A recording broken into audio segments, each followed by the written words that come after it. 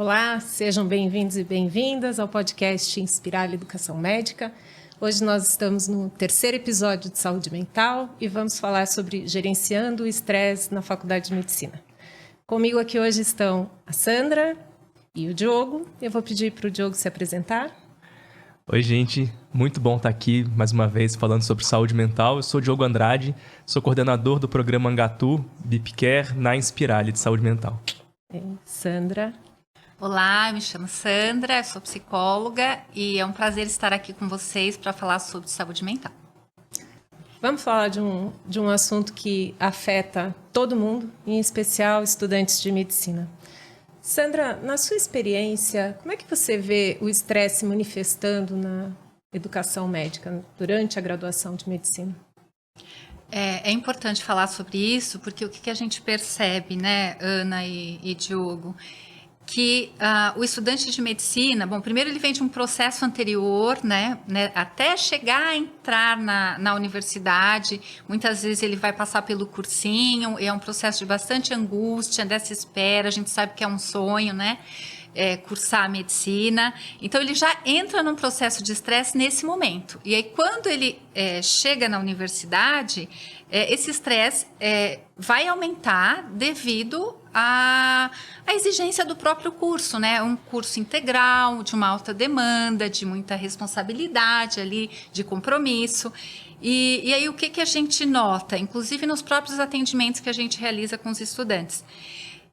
Eles têm, assim, alguns sintomas que vão acontecendo. Então, por exemplo, começa um comprometimento do sono, ele tem aí uma irritabilidade, ele começa a apresentar, assim, alguns sintomas físicos, como dores de cabeça, às vezes uma alteração gastrointestinal, e ele vai normalizando esses sintomas, acreditando que tudo aquilo é natural e faz parte.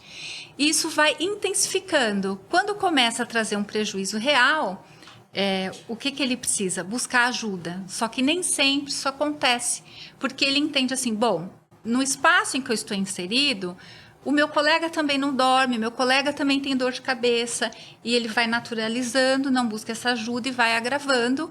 Então, o que às vezes era só um início de um processo, até de um sofrimento, algumas vezes até emocional, começa a dar uma indicação para a gente de que está se instalando ali um processo ou de ansiedade ou uma depressão e que a gente precisa cuidar. Uhum. Diogo, e na sua experiência? Porque você, além de médico psiquiatra, obviamente passou pela graduação de medicina. O que você diz do estresse dessa fase? Então, Ana, pensando na experiência de estudante de medicina, faz todo sentido a gente estar falando aqui sobre gerenciamento de estresse, porque já partimos do pressuposto que o estresse existe. E isso não é uma coisa ruim. É importante que exista o estresse, que é aquilo que faz a gente entender que tem uma importância, que a gente tem que se esforçar para alguma coisa e faz a gente ficar em movimento. O problema do estresse é quando ele passa de um determinado limite do saudável, e esse limite pode ser tanto temporal, ou seja, ter que ficar lidando com o estresse por muito tempo, como a gente, igual você está dirigindo sempre com a rotação do carro mais alta, uma hora você vai fundir o motor. Então, lidar com esse estresse prolongado, ou então quando vem uma situação estressora que é maior do que aquilo que você consegue lidar. Então, nesses momentos, aquilo pode ser adoecedor, e a gente tem que buscar estratégias tanto para diminuir esse estresse ou para a gente conseguir lidar com algum tipo de estresse diferente. Isso a gente tem muita questão da adaptação. Então, a pessoa, eu, por exemplo, mudei de cidade, aí você muda de grupo de amigos, você estava acostumado com uma maneira de aprender, de repente você está lidando com outra maneira de aprender, é uma outra responsabilidade que você enxerga, você não vai mais fazer uma prova, você vai cuidar de pessoas e o tempo inteiro isso vem para você. As pessoas falam que legal, agora você vai ser médico, agora você vai, né, tratar com vidas humanas, que responsabilidade. É uma responsabilidade que é muito bacana, mas também para quem tem ali 18, 19 anos pode ser estressor. Então, ao longo dessa transição, que a gente chega na faculdade de uma maneira e a gente sai de outra completamente diferente, a gente vai lidar com uma série de estresse, e para que isso seja produtivo, para que isso ajude a gente a evoluir, se constituir como profissional e como pessoa, a gente tem que sempre cuidar para que isso não passe aquele limite que daí você adoece e em vez de continuar caminhando, você trava e às vezes pode abandonar a faculdade, ou você continua, mas continua adoecido, e você tem muito prejuízo com isso. Diogo, o que você falou é muito importante, porque o estresse, ele estará presente, já podemos partir desse princípio, né? E aí, o que a gente pode pensar, assim, em termos do que fazer para enfrentar o estresse ou para gerenciar o estresse, uma vez que a gente não aprende isso na vida, em geral, né? As pessoas aprendem a lidar quando o estresse está presente e precisam dar respostas àquilo. Então, como é que é, né, para o estudante de medicina, que além das demandas da faculdade, ainda tem que aprender a como se cuidar, como gerenciar o estresse, etc. O que vocês dizem sobre isso? Perfeito. Sandra, quer começar? Posso começar, Diogo. Bom, acho que uma das dificuldades que o estudante tem é no gerenciamento do próprio tempo devido a essa alta demanda. Quando a gente propõe para eles nos atendimentos que eles devem reservar um espaço, um momento para cuidar de si mesmo, para atividades de lazer, para estar com as pessoas, pensando que as relações são, de fato, um fator de proteção, né, que garante aí uma qualidade de vida, bem-estar e, portanto, garante a nossa saúde. Então, a gente precisa reservar um tempo para isso. E é um tempo que eles contam para a gente que eles não têm. Então, poder gerenciar esse tempo, considerar o que é importante, o que eu posso deixar para depois, que eu não vou dar conta de tudo, que muitas coisas ficarão sem resposta, né? Tanto que a gente trabalha uma estratégia deles todos os dias fazerem uma lista do que eles têm ali para aquele dia e poder decidir, né, o que é prioridade, já que não dá para fazer tudo, e que algumas coisas ficarão para o dia seguinte ou não, nem serão realizadas devido à importância. Eles poderem medir o que de fato importa e o que não faz diferença, porque muito do tempo deles é gasto com atividades que, por exemplo, redes sociais.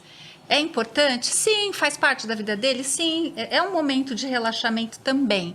Só que a gente entra numa rede social e nós ficamos o quê? 10 minutos, a princípio. Quando você vai olhar, você passou ali 1 hora, né? Então, assim, e esse tempo, por exemplo, meia hora que ele gastou ali com a rede social, ele poderia estar fazendo uma outra atividade, não ligado a questões acadêmicas, mas que tragam bem-estar, seja, né, ouvir uma música, ler um livro, conversar com um amigo, outra atividade que ele considere que seja prazeroso, né, para combater esse nível de estresse, essa carga do dia a dia. Então, isso a gente trabalha bastante com os estudantes e faz a diferença quando eles entendem que, assim, não fazer nada ou reservar um espaço para o lazer é tão importante quanto dar conta das atividades dentro da universidade. Isso, perfeito, eu concordo, porque não é uma coisa intuitiva. Você perguntou então, Ana, como é que a gente, se não é ensinado isso de uma maneira direcionada, como é que a gente aprende? Muitas vezes, na tentativa de descansar, a gente pega o celular, como a Sandra falou, e fica. Eu vou ficar 1 hora numa rede social. Aquilo, naquele momento, me traz algum conforto, me traz um relaxamento, mas no longo prazo não me ajuda muito. Então, poder ter uma ajuda, e eu acho que isso é uma das coisas bacanas que a gente preza no programa Angatu de Saúde Mental dentro da Inspirali, que é a gente poder facilitar, levar para o estudante tanto esse conceito de que vale a pena investir um pouco de tempo e um pouco de energia no autocuidado, como também como fazer isso. Porque, como a gente começou falando aqui, é fácil saber que você tem que dormir bem, é fácil saber que você tem que se alimentar direitinho, mas e para fazer? É difícil. Né? Então, a gente poder ajudar essa pessoa a encontrar a estratégia que para ela funciona melhor é importante. Porque cada pessoa vai funcionar de um jeito e vai preferir algum tipo de estratégia diferente. Eu queria fazer aquilo que meu amigo fez e que deu certo para ele, pode ser que não dê para mim. Eu acho que um pouco dessa história de usar a estratégia que outras pessoas estão usando, né? O Dickman também falou isso nos episódios anteriores, era sobre outro assunto, era automedicação, mas eu acho que essa é uma condição que ainda vale, né? A gente pode observar as pessoas e ter exemplos, se inspirar, mas nós vamos ter que pensar a personalização, né? O que eu posso fazer, o que resolve para mim. E uma coisa que eu vejo interessante do estresse é que quando as pessoas estão, o que a gente comumente chama de estressadas, esse é exatamente o momento em que elas abrem mão das coisas mais básicas. Então, dorme menos porque fica mais tempo estudando para a prova, aí vai comer alguma coisa rápida, então come alguma coisa que é muito gordurosa ou muito carboidrato, muito doce, pula refeições e etc. Então, esse momento anterior que você estava falando, né, de estabelecer a base, onde eu me seguro a hora que o pico de estresse vier, a hora que eu tiver que lidar com uma situação imprevista ou até dos estudos, mas que eu estou ali com dificuldade de lidar. Em que momento da faculdade de medicina, Diogo, você acha que os estudantes teriam oportunidade de aprender a lidar com isso? Ou, via de regra, é na marra mesmo, quando são postos à prova? Tem uma saída para isso? Que recado a gente pode dar para os estudantes de medicina? Assim? Eu acredito plenamente que tem uma saída e a gente já está trabalhando com isso, né? Acho que existem algumas saídas e a gente está indo por um caminho. Eu aprendi na marra e venho aprendendo na marra, acho que todos nós, né? A gente vai desenvolvendo, a gente vai se conhecendo um pouquinho melhor e sabendo o que funciona. Agora, o que a gente vem fazendo nesse programa de saúde mental, que é o Angatu, como a Sandra falou, a gente tem esses acolhimentos. Então, tanto a pessoa que está em sofrimento mental, ela vai poder procurar, vai poder pensar junto com uma profissional, fazer uma estratégia, entender o que está acontecendo e achar um direcionamento. Mas não precisa ser necessariamente uma pessoa que está adoecida. Pode ser uma pessoa que percebe que as coisas estão indo por um caminho que não está bem e aí vai, junto com uma profissional nesse processo, entender quais ferramentas... Primeiro, identificar o que não está bem. E quando a gente está estressado, quando a gente está mal, a gente fala assim, nossa, está tudo ruim. Fala, tudo não está. Alguma coisa está bem e a gente tem que entender exatamente o que está ruim, porque senão a gente tenta mudar tudo e aí também fica uma coisa impossível. E aí direcionar para as melhores estratégias para aquilo. Agora, o que a gente fez um spoiler no primeiro episódio falando foi da curricularização desse autocuidado, que é o que a gente está desenvolvendo agora, porque se a gente entende que o estudante fica culpado de fazer algo fora do horário de estudo, então vamos colocar isso no horário de estudo.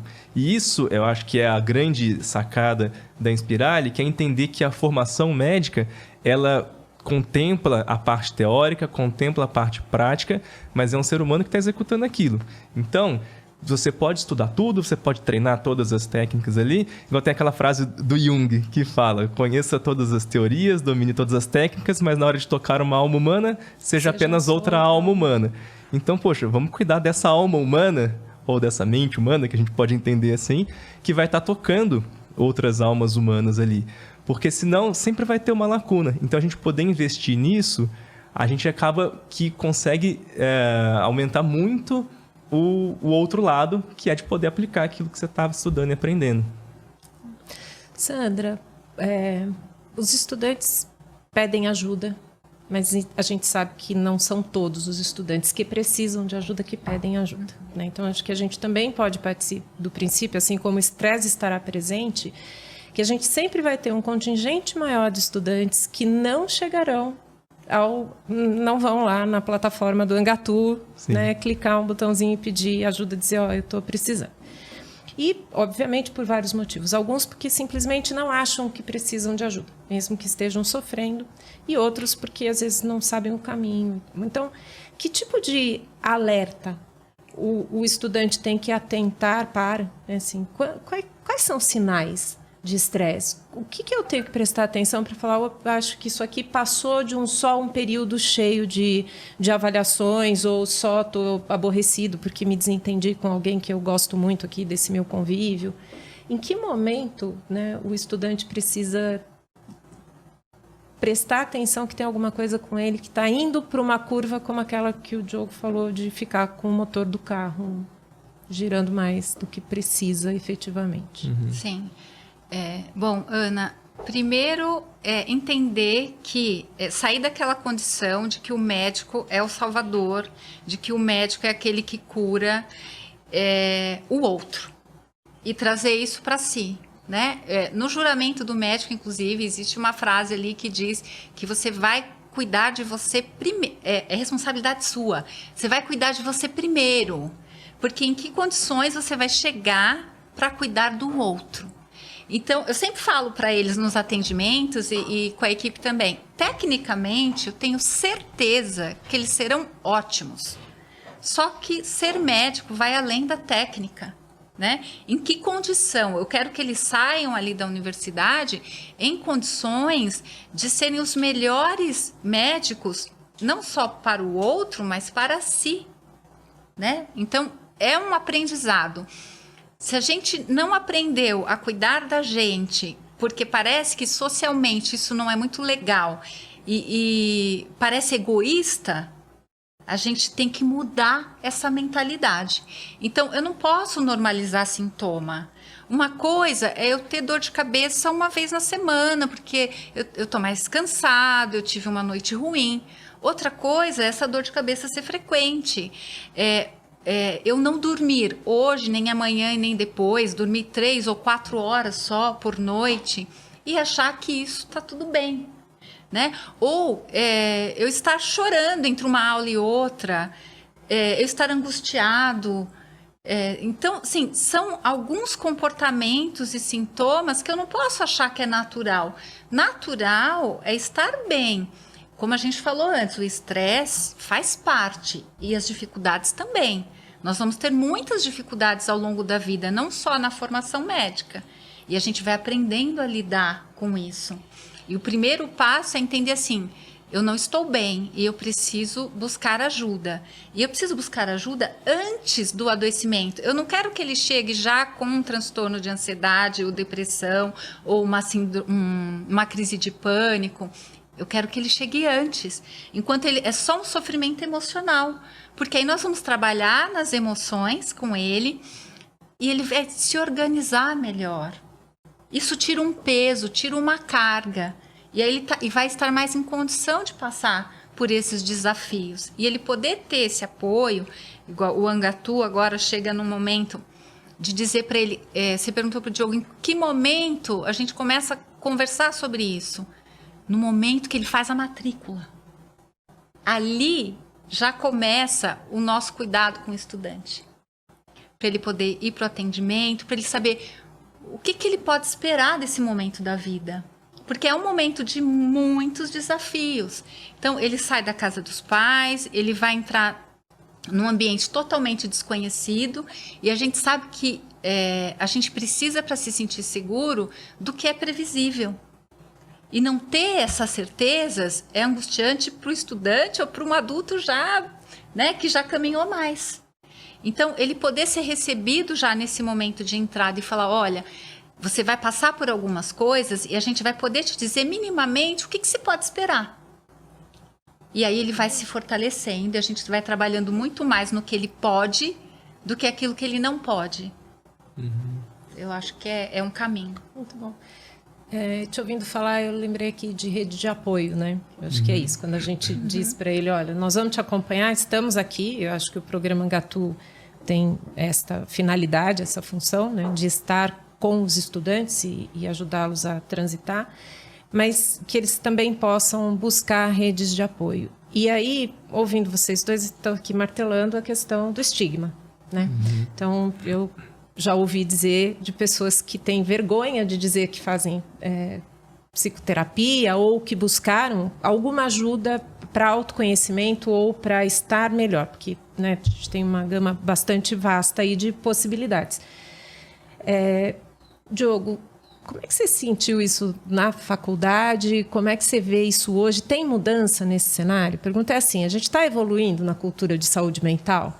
Ou vocês que têm muito contato e contato muito próximo com estudantes de medicina, ainda vem a coisa um pouco estagnada com estigmas bastante presentes ainda? Ana, eu vejo que teve uma evolução importante já da época que eu me formei para agora. Não estamos num cenário ideal, nem Brasil, nem mundo, mas já caminhou-se bastante nesse sentido, de você poder minimamente entender, você falou de rede de apoio, e como é que o estigma entra nisso. A gente sempre fala, a gente tem que ter uma rede de apoio, construir, acho que até para além de ter uma rede de apoio, eu gosto de falar da gente fazer parte de uma rede de apoio, porque se eu não estou bem, eu confio na Ana, confio na Sandra, que vão poder me ouvir, ou que vão poder até perguntar, se perceberem que não tá bem. Já aconteceu, né, Sandra? Já teve vezes aí ao longo dessa nossa trajetória junto que a Sandra falou, nossa, Diogo, eu tô sentindo que você tá um pouco mais agitado, tá tudo bem? E eu falo, nossa, realmente, essa semana eu tô preparando alguma coisa. Então, isso faz... Essa semana eu não corri. Essa semana eu não corri. Pois é, isso faz muita diferença. Você poder perceber que tem alguém que olha pra você, que se preocupa contigo e não julga isso. Não fala, nossa, o cara tá... enfim, tá fugindo tá pior, tá rendendo menos do que rendia. A gente tem muito essa coisa. E acho que faculdade tem a questão da competitividade que vem desde antes, mas a gente está sempre sendo medido por conceitos ou por notas. A gente vai depois fazer uma prova de residência. Então tem ali uma avaliação que é algo mais concreto. E a gente fica muito preocupado com esse tipo de resultado. E a gente esquece, às vezes, dos outros resultados que estão envolvidos ali. Então, pensando na rede de apoio, é muito importante que a gente possa se olhar, possa se reconhecer, ver sinais de que não estou me sentindo tão bem. O que eu posso fazer para isso? Se eu não souber o que fazer, poder perguntar, mas que eu possa olhar para o outro também e, de um jeito cuidadoso e respeitoso, abordar e falar, tá tudo bem, eu estou te sentindo diferente. E isso eu acho que faz toda a diferença. Tanto no dia a dia, não foi nenhum estresse, não estava acontecendo nada demais quando a Sandra veio falar comigo, mas também quando acontece alguma coisa ruim. Então a gente está falando de gerenciamento de estresse, a gente falou muito agora do estresse do dia a dia, mas tem também estresses que são aqueles que passam da conta. Então quando tem um luto, uma perda de alguém, seja alguém da faculdade, seja alguém da família, aí é um estresse muito difícil de lidar e aí é um outro processo. E então, nesse momento, também é essencial que a gente possa contar com algumas pessoas e que as pessoas possam contar com a gente para ajudar a passar por esse processo e voltar para um estado de saúde mental. Muito bom. Sandra, voltando aí para a tua experiência no atendimento dos estudantes, o que você vê que é bastante eficiente, eficaz para auxiliar estudantes que estejam lidando com o estresse? Bom, a primeira coisa é a escuta, né? Então, eles poderem ter esse espaço para poder falar sem serem julgados, para poder trazer a vivência, seja sobre quaisquer assuntos. Nos atendimentos, a gente pensa assim, o estudante vai trazer então a dificuldade dele em planejar o estudo. Não, ele vai trazer a dificuldade de planejar o estudo, ele vai trazer um conflito que ele tem dentro da sala, ele vai trazer um conflito familiar, ele vai trazer uma dificuldade relacionada à confiança que ele tem nele mesmo, né? Então, uma questão de uma autoestima que ficou ali, que não foi desenvolvida ali na relação primária, que é quando a gente começa a se reconhecer a partir do olhar do outro. Ele tem uma questão, o estudante de medicina, ele tem uma questão de competir com o outro muito forte. Então, ele se compara muito com o outro, né? E interessante porque ele acha que o outro sempre pode mais que ele e ele acha que o outro não sofre. O que vai na contramão, porque a gente atende e, assim... eles estão experienciando ali de forma muito próxima. Então, assim, as angústias são parecidas. Eles são pessoas diferentes, mas eles têm uma vivência ali muito próxima um do outro. E então, assim, poder reconhecer que o outro também sofre e que eu também, que é uma condição humana, isso já... eu consigo respirar um pouquinho. Então, assim, eu não sou tão diferente de todos os outros. Nós somos parecidos, as angústias são parecidas. Agora, a forma como cada um lida é que é diferente. E aí a gente vai trabalhar esse enfrentamento, né? Como é que eu posso fazer esse enfrentamento quando as coisas dão errado? Porque elas vão dar errado muitas vezes. Igual o Diogo falando agora. Nós não estamos livres, por exemplo, a gente já teve casos, né, que a gente chama de situações de crise, de você perder um colega ali da sala de aula, de você perder às vezes um docente, de você perder alguém da sua família ou alguma outra situação externa que vai impactar no seu dia a dia. Então, você poder ter alguém, e aí eu falo, alguém para além dos amigos, porque eles são tão importantes quanto. No atendimento, a gente pergunta assim, para quem a gente poderia ligar? Você tem pelo menos uma ou duas pessoas em que você, estando em dificuldade, você possa ligar e a pessoa vai poder pelo menos te ouvir? Então, se ele não tem, a gente vai desenvolver. A gente vai buscar com ele. Então, vamos formar essa rede de apoio, porque ninguém caminha sozinho. Então, para a gente ter menos estresse, a gente vai ter que contar com as pessoas ao nosso lado. E aí podem ser os colegas ali, os próprios docentes, numa rede maior, né? A família, a comunidade médica. Então, está todo mundo inserido dentro desse contexto, que eu acho que é o que vai fazer a gente caminhar melhor.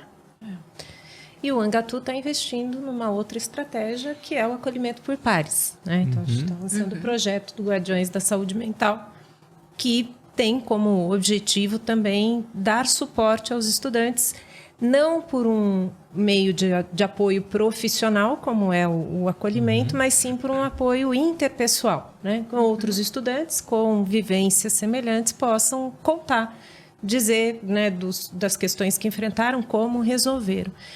Diogo, fala um pouco para a gente do fundamento desse projeto, né? Assim, o que sustenta um programa de acolhimento por pares? Ótimo. Quando a gente fala de buscar algum recurso, buscar uma ajuda, essas relações que a gente vai estabelecendo, cada pessoa vai querer buscar de um jeito e vai se sentir à vontade de buscar de um jeito. Tem gente que vai se sentir muito mais à vontade procurando um acolhimento profissional. Tem gente que vai ter no núcleo familiar um acolhimento, vai ter uma conversa, uma escuta bacana. Mas é muito comum, isso acho que serve para todos nós, que a gente se identifique com os nossos pares. Então são pessoas que vivem a mesma coisa que eu. Eu posso ir num profissional e falar, e ele vai me dizer, olha, faça assim, pensa isso e tal. E eu posso pensar, bom, você está falando, mas você não está vivendo o que eu estou vivendo. Né? Você não sabe como é que é lá. Você não sabe como é que é. Às vezes a gente sente isso quando você conta para alguém e o colega, sim. O par que está ali junto, ele conhece. Então, essa estratégia de acolhimento por pares é algo que já vem há muito tempo, começou décadas atrás no campo da dependência química, em que, com narcóticos anônimos, alcoólicos anônimos, de que pessoas que passaram por aquela situação apadrinhavam e podiam conduzir ele a ajudar pessoas que estavam começando a passar por aquele caminho a passar melhor.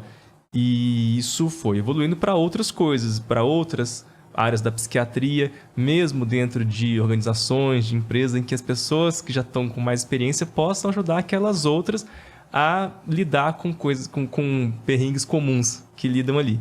Então, dentro da Faculdade de Medicina, a gente também tem esse programa agora em que alunos mais velhos vão conduzir grupos, facilitar grupos com alunos mais novos para poder entender o que está pegando ali para aqueles alunos e mostrar, olha, eu fiz assim, eu fiz assado, para mim isso deu certo, para mim isso não deu certo. Então, de uma maneira que é a conversa, mas com supervisão de profissionais, essas pessoas que vão facilitar vão ser supervisionados para que seja algo construtivo essa conversa. Sandra, e agora pensando, né, você é psicóloga, que efeitos a gente pode esperar de um programa como o Guardiões da Saúde, não só no indivíduo, mas no aspecto mais geral? Porque eu acho que aqui todos nós concordamos, a gente sabe que não adianta pensar em né? A gente também tem que desenvolver as estratégias para o coletivo. Então, que ganhos, o que você acha que o projeto Guardiões da Saúde pode contribuir para o coletivo, para a gente avançar na mudança aí da... Bom, eu acredito, Ana, que a quebra de barreiras, e aí a nossa maior barreira hoje é o estigma, né? Então, quando eu tenho colegas que estão ali olhando para mim, mas com um olhar empático, em que entende qual é o meu momento, e que a única missão que ele tem ali é de apoio, é de ajuda, e assim, de forma horizontal, é assim, eu entendo o que você está passando e eu posso te ajudar de alguma forma, né? Isso amplia porque tem um efeito multiplicador, né? quando eu tenho 2, 3 pessoas, né? Hoje a gente fala assim que por IES nós vamos ter, acho que 6 ou 8, que vão ser esses multiplicadores de bem-estar, né? Porque vai falar de cuidado, vai falar de menos julgamento, e isso é assim, que acessa e fala, bom, isso pode ser bom. Isso pode fazer diferença na nossa vida, pode tornar a nossa formação um pouco mais leve. Eu conto isso para um outro, essa experiência boa. E aí esse outro vai multiplicar também. Olha, isso foi bom para mim. Então, se foi bom para mim, eu posso indicar para uma outra pessoa. É um trabalho de formiguinha, né? Na literatura, e o que a gente tem observado é que para uma mudança de cultura, a gente vai precisar de mais tempo. Então, nós não vamos falar de meses, nós vamos precisar de alguns anos. Mas cada pessoa ali, né? Cada pessoa que participa do grupo de acolhimento por pares, cada pessoa que é atendido no acolhimento ali na plataforma, cada roda de conversa em que eles estão discutindo assuntos assim, como você se sente, como que eu posso te ajudar, isso vai fazendo a diferença, porque é uma mudança de mentalidade que vai acontecendo durante um processo, porque o estudante de medicina ele foca muito no resultado. Então, assim, se eu olhar para daqui a alguns anos eu formado, será que eu tenho condição de fazer esse percurso? Agora, se eu olhar para o dia de hoje, do que eu consigo hoje, talvez fique mais fácil, né? E se eu tiver pessoas junto comigo fazendo isso, vai ser mais fácil ainda essa caminhada. Então, eu acho que esse efeito multiplicador de poder falar sobre saúde mental nos corredores, né? De conversar abertamente e assim, até porque a gente acha assim, só o estudante adoece? Não.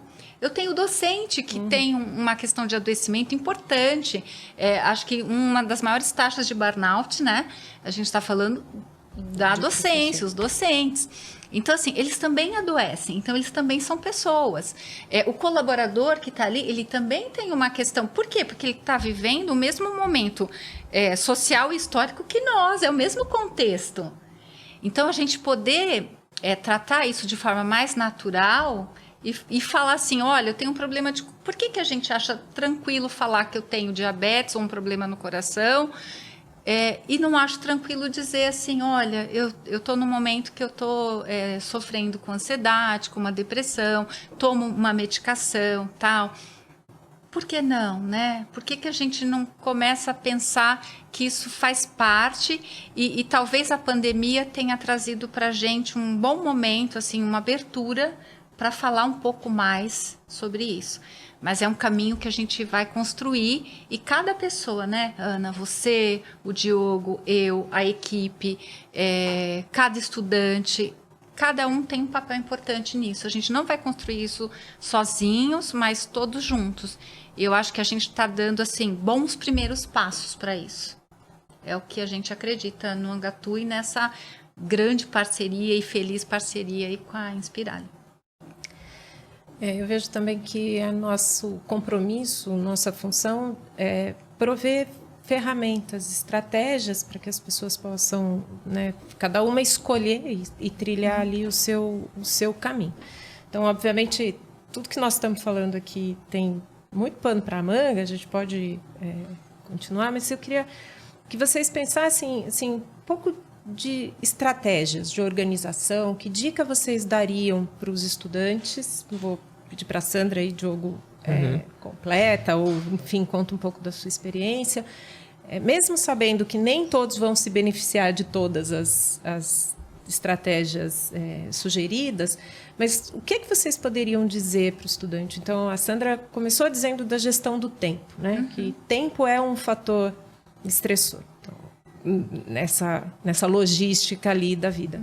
O que vocês podiam dizer, pensando especificamente no gerenciamento do estresse, medidas, algumas coisas que os estudantes pudessem incluir no seu dia a dia que pode ser que ajude a lidar com o estresse? Você começa, Diogo, ou eu? Tanto faz para o ímpar? Eu vou começar, não é algo específico, mas importante quando a gente vai pensar em colocar estratégias, em gerenciar estresse e em bem-estar, que é a gente ter metas realistas para aquilo que a gente está buscando. Então, não adianta eu querer falar que agora, a partir de hoje, eu vou mudar toda a minha vida. Eu vou dormir 9 horas todas as noites e eu vou acordar, vou fazer exercício, depois eu vou ler um pouco de um livro, vou fazer... Porque isso é muito difícil da gente sustentar. Então, a gente tem que ter metas, entender o que é importante para a gente e buscar aquilo de um jeito que seja possível. Uma outra coisa interessante é a gente pensar assim, da mesma forma que a gente se compara com outras pessoas, tem muita comparação, a gente tende a se comparar com a nossa época que a gente estava funcionando melhor. Então, você teve um período na faculdade que eu estava estudando, nossa, todo dia, estudava 6 horas por dia e estava conseguindo funcionar bem, estava organizado. Depois, se eu não estou mais nesse ritmo, às vezes eu faço, nossa, mas eu era aquela pessoa e agora eu não sou mais. Então, é muito difícil a gente se manter naquele 100% ou acima de 100% o tempo inteiro. Então, se a gente consegue se manter no 80%, a maior parte do tempo, quando eu preciso dar um gás a mais, aí eu tenho energia para aquilo. E eu também fico tolerante comigo quando eu não estou naquele ponto, entendendo que eu vou ter uma oscilação natural. E aí de estratégias, eu vou passar para a Sandra, dessas estratégias que vêm sendo trabalhadas com muitos estudantes, né, Sandra? Sim, então assim, a gente já falou um pouco aqui o quanto é importante o sono. Então a gente trabalha com eles a questão da higiene do sono, como que eu posso me preparar. E assim, não tem mágica, eu vou fazer isso hoje, vai dar certo hoje? Não. Hábitos são construções, você vai por repetição, como tudo na vida. A aprendizagem é por repetição, você precisa fazer aquilo muitas vezes e você vai melhorando. Então assim, na higiene do sono, assim, coisas mais básicas, você fala, por que isso não funciona? Funciona, mas você vai ter que ter paciência e investimento, né? Então assim, um ambiente tranquilo, arejado, escuro, você pegar o teu aparelho eletrônico, colocar num outro cômodo para que não tenha interferência, né? Porque a gente sabe assim que tanto o cérebro quanto o aparelho eletrônico, eles têm ali em algum momento que eles se cruzam, porque assim, estamos dormindo, mas o cérebro continua ali num processamento, né? Pensando que o cérebro vai me ajudar, que o sono vai me ajudar na questão cerebral de consolidação das memórias, que se eu dormir melhor, eu vou estar menos irritado, eu vou estar mais focado. Então, o meu dia, com certeza, será melhor se eu tiver uma noite melhor. Então, a gente trabalha com eles essa questão do sono. A gente trabalha muito esse consumo de substâncias, que é uma forma de enfrentamento que eles têm. Eles utilizam o álcool como para relaxar. Eles acham que vão dormir melhor se eles consumirem o álcool. E relaxa? Claro, relaxa. Só que não me dá uma condição de um sono reparador. Então, não é uma boa estratégia. Que outra estratégia eu posso ter para ter essa noite melhor? Então, assim, essa mudança de hábito. Para eu também combater esse estresse, investir nas boas relações. Então, assim, quanto tempo faz que você não conversa com aquele teu amigo que você gosta tanto, né? Quanto tempo faz que você não fala, inclusive isso é uma questão importante, que você não fala com a sua família. Existe uma cobrança que vem da família, é uma cobrança interna que vem dele e externa. Esse estudante, ele não tem tempo mais para quase nada. Então, ele reduz um pouco a comunicação com a família, as visitas, e a família cobra muito isso deles. Então, assim, é um momento de poder trabalhar com a família, assim, esse distanciamento é um distanciamento necessário para eu poder cumprir aquilo que eu sonhei para mim, que é me realizar me formando médico, né? Então, trabalhar essa angústia, que também causa estresse, é importante. E quando a gente trabalha com eles essa questão dessas relações familiares, como lidar com o conflito, como investir numa comunicação mais assertiva. Um dos maiores problemas nas relações, e aí eu falo dentro da universidade e fora, é a comunicação. Então, a gente trabalha muito comunicação não violenta com eles. Por quê? Porque a forma como eu reajo ao outro, como eu respondo ao outro, eu posso sair de um confronto, porque o conflito vai sempre existir. Mas ele é positivo, porque a gente também cresce no conflito. Mas eu não quero confronto, né? Então, as palavras que eu uso, como eu percebo e como eu escuto o outro, como o outro me escuta, é importante. Então, a gente também trabalha isso para melhorar as relações. E uma questão de organização mesmo da rotina. Então, assim, como ele se planeja no dia a dia.